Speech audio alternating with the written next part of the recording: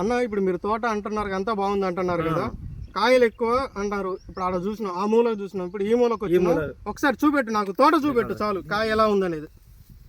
చూడన్నా దగ్గర దగ్గర కనుపులతోటి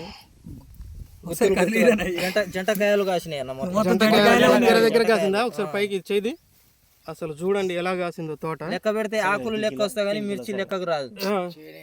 అసలు చూడండి, ఒక్క దిక్కు కాదు చుట్టూ, అసలు ఎటు చూడు, ఇగో ఒక్కొక్క మొక్క, మళ్ళీ రైతు వేసింది ఒక్కొక్క మొక్క ఎంత గుబురుగా వచ్చిందో చూడండి. తోట ఎలా కాసిందో కాయలు.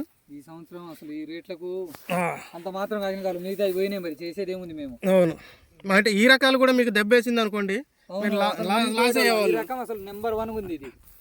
ఈ రకాలు మన దగ్గర తీసుకున్న అంతే, రైతులు మనకి చూసిస్తాం. మనం ఏంటంటే రైతులకి ఏది ఇవ్వాలి ఏది ఇవ్వకూడదు అనేది మనం ఇస్తా ఉంటాం. ఎప్పుడు పోయేది కూడా తెలియదు, చెప్పకుండా వస్తాడు. రైతులు విత్తనాలు కొనడానిక చెప్తా ఆగండి, ఈసారి అందరికి చెప్పినా అందరికి తీసుకుపోయినా అందరికి తీసుకుంటారు. ఆయన కూడా రావాలంటే ఇబ్బంది కదా.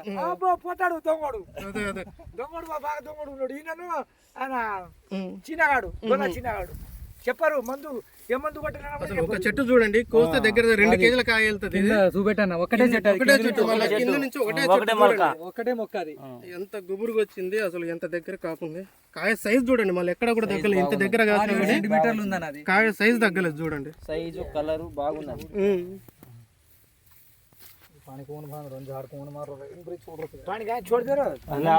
దీనిలో మందు కొట్టాలంటే